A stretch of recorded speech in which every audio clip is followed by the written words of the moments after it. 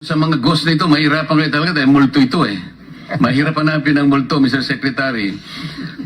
Siguro, isa sa mga sasuggest namin, itong mga contractors na multo ang kanilang mga projects, mag-umpisa sila sa sementeryo. Ito na lang ang paggawa mo sa kanila, perfect yun kasi multo lahat naman ang kanilang project. Mr. President, for 3 years, 19 billion na pondo ang ibinuhos para sa flood control sa Nauhan. Umaapaw ang pondo pero lubog pa rin sa baha ang mga Nauhenyo. Ano nangyari, Mr. President? Kaninong mga bulsa inanod ang buwis ng taong bayan? Kung sa Oriental Mindoro gumuguho ang mga proyekto, mamaya po, Mr. President, ipapakita namin ang mga lugar naman na walang makikitang gumuguho. Hindi dahil sa matitibay ang paggagawa, kundi dahil hindi talaga maaaring gumuho ang guni-guni o ghost projects.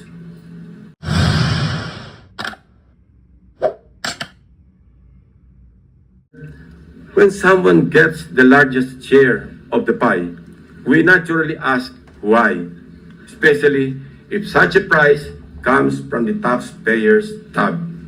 In Oriental Mindoro, for example, we wonder why among its 14 municipalities, one town tops the bill.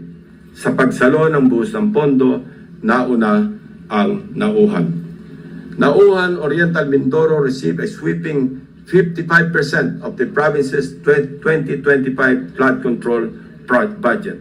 Katumbas ito ng 10 bilyong piso para sa flood control projects ng bayan ng Nauhan pa lamang.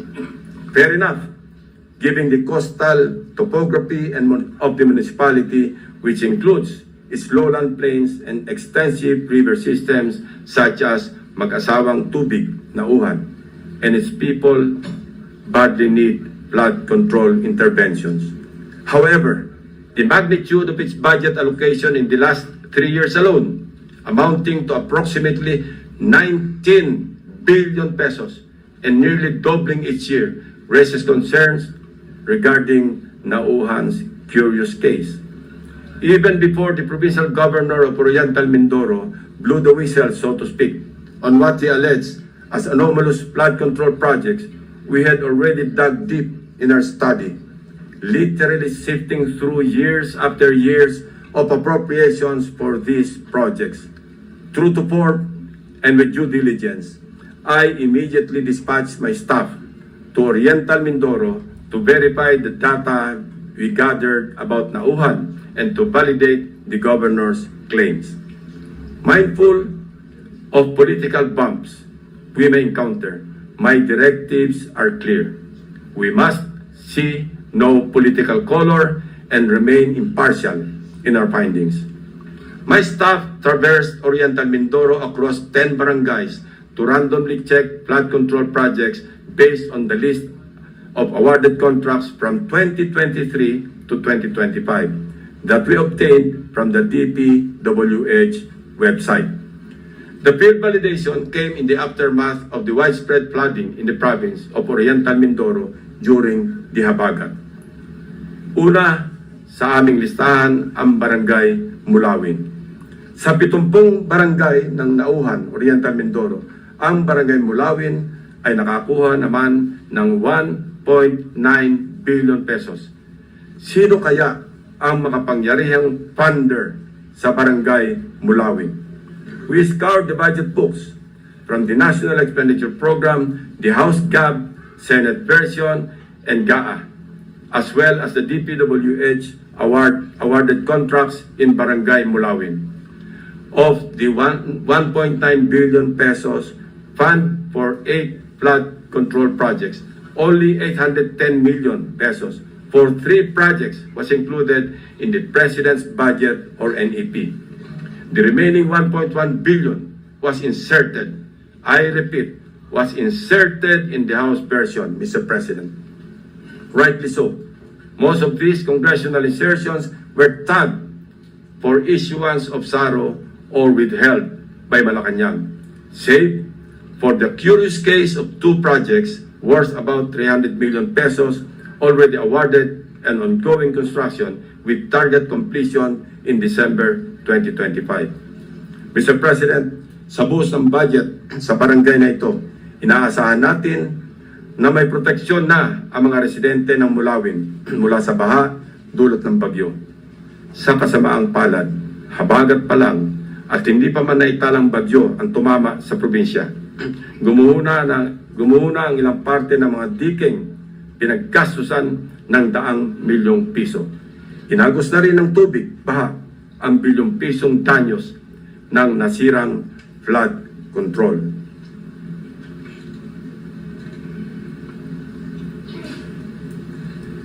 Ito mismo ang parehong barangay na gustong inspeksyonin sana ni Governor Dolor noong nakaraang Sabado lamang, kung saan napabalita ang pagharang sa kanya ng security personnel sapagkat ayon daw sa kontraktor ng proyekto, kinakailangan ng written approval mula sa DPWH bago makapasok ang sinuman sa construction area. Mabuti na lamang, napuntahan na rin po ng aking team ang di umano'y restricted area na ito noong unang linggo pa lamang ng Agosto. Sa mismong, actually pinagbawalan din ang aking staff na lumapit sa proyekto. Pero sapat na ang kuha ng aming drone upang makita ang mga depekto ng construction dito. Nahalatang gusto ng naturang kontraktor na isikreto dahil sa ginagawang paghahabol upang kumpunuhin at remedyohan ang palpak na proyekto at mapagtakpan ang kanilang kapalpakan. We are willing to submit our drone shots and other pieces of evidence to assist in the investigation and prosecution of those involved in these anomalous projects. Mula sa aming sariling footage, kitang-kita ang mga bahagi ng road type na ginawa noong 2024 na gumuho. Ang nakikita niyong flood control project ay nagkakahalaga ng 204.8 million pesos na base sa official record ng DPWH ay completed project na nito lamang Pebrero 2025. Halos 3 buwan pa lamang ang lumipas, Mr. President. Gayunpaman, kabago-bagong proyekto, gumuhuna agad ang dike dahil sa nakaraang bagyong Krising, Dante at Emo. Kasama ang lagpas 200 milyong pondo na inalaan dito. Sa kahabaan pa rin ng Bukayaw River, natagpuan naman namin ang isa sa mga congressional insertion na nagkakahalaga ng 137 million at inaasahang matatapos ngayong Disyembre. Kasabay ng hagupit ng habagat, inanod na rin ang malaking bahagi ng binubuong dike. We heard grim stories about why these structures fall easily. From the improper embankment mix of gravel, sand, and stones, sheet piles cut in half, and lower grade reinforcement steel bars. Tinipid, sinadyang minali, at shortcut ang pagkagawa. Sad reality, Mr. President, is mayroon na rin silang standard para sa substandard. We go to another top billing barangay, Barangay Tagumpay. Barangay Tagumpay, still in Auhan, is another case of flood control. Sa taong 2023 at 2024, halos abot kamay na ng mga taga-Barangay Tagumpay ang tagumpay na layunin nitong maging ligtas sa mga pagbaha dahil sa halos 2.55 billion piso na pondong nilaan dito. Binubuo ito ng 10 proyekto sa paggawa ng road type sa mag-asawang Tubig at Bukayaw River. Sa ulat ng gobernador na bineripika ng aking mga staff, ang mga bahagi ng bilyones na proyektong ito 2 beses na pong nasira ngayong taon. Ang pinakamalala nitong nakaraang bagyong Emo. Sa mga larawan o video nakuha ng aming team, kapansin-pansin nga naman na imbes na graba, buhangin at simento, buhangin ang laman ng structure na ito.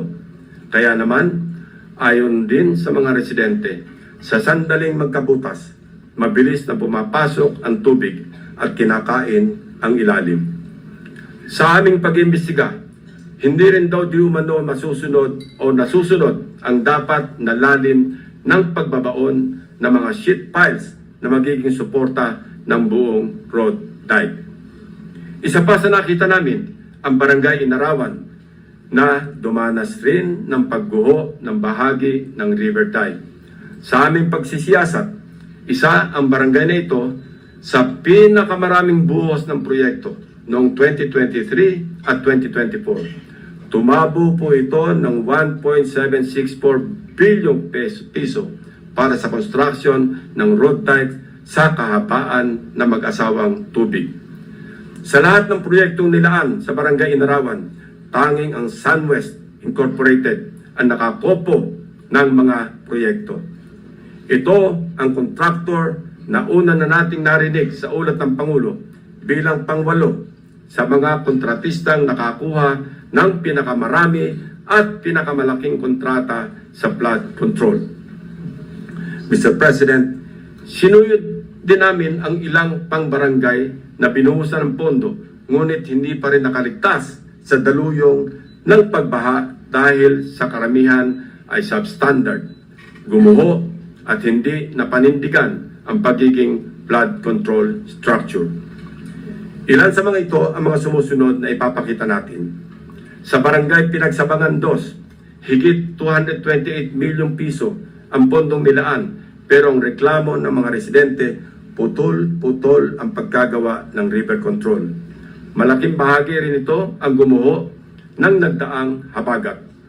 Sa Barangay Melgar, nirereklamo ng mga residente ang mababaw na pagkakabaon ng mga bakal sa ginagawang tike.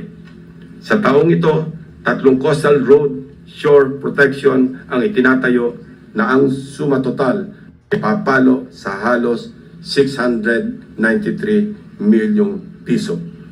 Sa Barangay Arangin, mayroon ding ongoing projects na nagkakahalaga ng 109 million.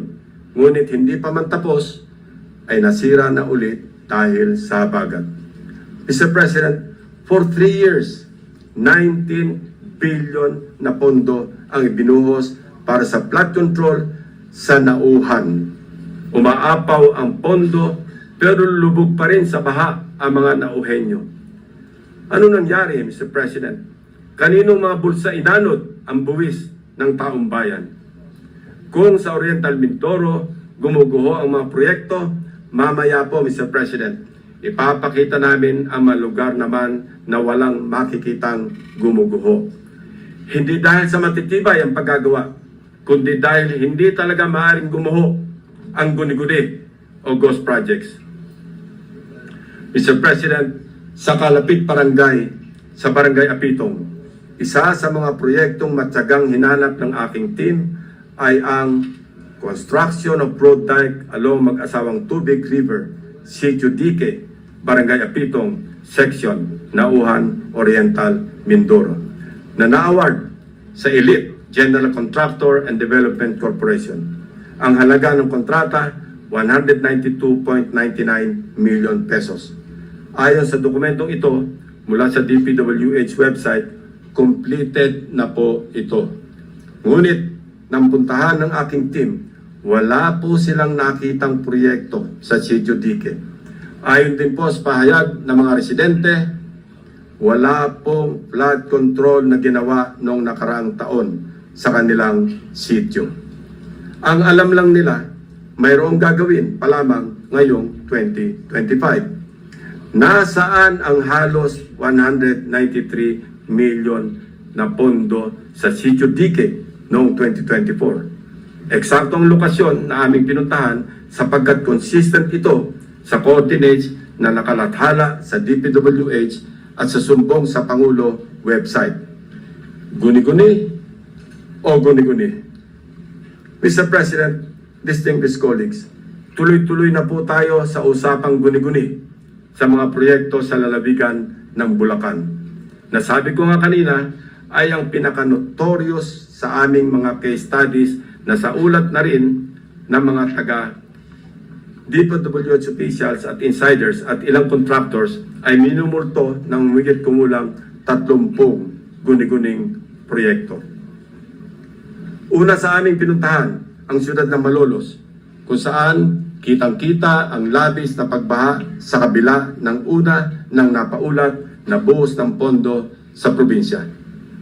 Isa sa aming binisitang proyekto ng aking team sa Barangay Calero ay ang construction of riverbank protection na may kontratang nagkakahalaga ng 77 million pesos. Ang kontraktor nito, base sa record, ay Wawaw Builders at tagged as completed as of October 2024. Gamit ang coordinates sa sumbong sa Pangulo website, madali naming natunton ang lokasyon ng proyekto. Inabutan po namin ang flood control structure na ayon sa mga residente ay sinimulang gawin ngayong taon, 2025 lamang. Ibig sabihin po, ang pondo nito ay nasa taong 2025, hindi 2024. Sigurado kami sapagkat iba ang contract ID nito base sa DPWH billboard na inyong nakikita sa screen. Kinumpirma din po ng mga residente na walang flood control project na ginawa sa lugar noong 2024. Ang malaking tanong, ano ang riverbank protection structure na pinondohan at sinasabing completed dito? Ito po bang nakikita nating puting pader sa screen? Pader nga po yan, Mr. President. Perimeter fence ng subdivision, Mr. President, sari-saring gimmick, makapandaya lang ng milyones sa kaban ng bayan. Magtungo tayo sa susunod na barangay, Mr. President. Lula ng bangka, binagtas ng aking mga staff ang barangay Babatnin upang hanapin ang riverbank protective structure na pinondohan noong 2024. Ito ay nagkakahalaga ng 77 million pesos ulit na nakuha naman ng Darcy and Ana Builders. Mayroong flood control project na kumpirmado rin sa mga online videos na nahanap namin. Ang siste, hindi po ito ginawa noong 2024. 2018 pa po, Mr. President. Pinondohan din ito noong 2021, 2023, at 2024. Ayon sa mga residente, ang huling pagsasaayos dito ay nangyari noong 2023 na substandard din ang pagkakagawa. So, kanino napunta ang inilagak na pondo sa ilalim ng 2024 national budget para sa proyekto na ito? Paulit-ulit ang pagpopondo kahit gawa na. Bagong style ito, Mr. President. Ilan pa kayang flood control projects ang ganito? Ang contractor nito na Darcy and Ana Builders. Nagmimistulang multo rin. Bakit kanyo? Base sa mga dokumento ng kumpanyang ito, ito ay isang negosyo na rehistrado sa ilalim ng sole proprietorship at may address sa Cardona, Rizal. Sa pamamagitan ng simpleng pag-search sa Google Map, ay madaling makita ang gusali kung nasaan ang nasabing negosyo. Subalit, nang puntahan ng aking team ang address, ang kanilang inabutan ay gym at e-payment store sa halip na construction company. Wala na rin ang signage ng Darcy and Ana Builders sa dating nakakabit sa building. Maya-maya, ipapakita pa namin ang mga natuklasan naming proyekto na gawa o dapat ginawa ng nawawalang Darcy and Ana Builders. Sinunod din po natin ang ilang barangay sa Hagonoy, Bulacan, na hanggang ngayon ay lubog pa rin sa tubig baha, Mr. President. Gamit ulit ang sumbong sa Pangulo website, hinugot namin ang exact grid coordinates ng proyektong aming nakita para tiyakin na sakto ang lokasyon kung saan tayo napadpad. Mr. President, the first subject project was in Barangay Carillo, Hagonoy, Bulacan. Supposedly completed on April 19, 2024. It was awarded to Darcy and Ana Builders and Trading for a sweeping price tag of 77.199 million pesos na naman. Mr. President, gusto po ba ninyo makita ang itsura ng isang 77.199 million pesos worth na riverbank protection structure? Tingnan po natin. Nasaan na nga ba? Ewan ko, Mr. President, dahil wala tayong makita. Kahit ano pang suyod ang gawin namin, hindi namin makita o mahagilap ang flood control project ng Darcy and Ana Builders. Hello, Darcy. Ang Ana and Ana, nasaan ang flood control? Tumawid naman tayo sa Barangay Abulalas, sa bayan pa rin ng Hagonoy. Silipin natin ang Tatak Darcy and Ana Builders Flood Control Project. Sinuong ng aking team ang baha sa Barangay Abulalas, Hagonoy para hanapin ang proyektong construction of riverbank protection structure mula sa Darcy and Ana na nagkakahalaga ng 77.199 million pesos na naman. Ito po ang tumambad sa amin, Mr. President. Nakikita niyo po ba ang pagkakatayo ng flood control structure?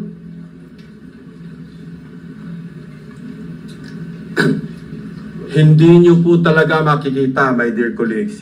Guni-guni lang kasi ang flood control structure o riverbank protection kung saan dapat nakatayo ang Darcy and Ana project. Iba rin ang kaso sa Barangay Iba. Tinungo namin ang proyekto Riverbank Protection Structure sa Barangay Iba ng Wawaw Builders na natapos na dapat noong Oktubre 2024. Ang presyo ng proyekto 77.199 million pesos na naman. Pagdating ng aming team sa exact coordinates, mayroong kasalukuyang tinatayong istruktura. Ang bonus, may kasama pang pumping station. Pero ang ginagawang proyekto, hindi ang Wawaw project. Sa mismong lokasyon, kung saan dapat nakatayo ang Wawaw Riverbank Protection, ang nakabalandrang contract ID ay ang ongoing project ng isang First Star Builders Contractors para sa flood mitigation structure with pumping station and floodgate na ang presyo ay papalo sa 92.54 million pesos. Mr. President, nawawala ang Wawaw project at mukhang gusto pang pagtapan ang ghost project na ito, kaya nagmamadaling magtayo ng bagong struktura sa eksaktong project location kung saan dapat matagal nang may flood control. Wawaw ang binisita, First Star ang dinatnan. Wawaw ang hinanap, First Star ang natagpuan. Mukhang ang modus na ito tatapalan ang ghost project ng ibang proyekto. At ang masama, na walang parang bula ang milyong-milyong gastos mula na naman sa taong bayan.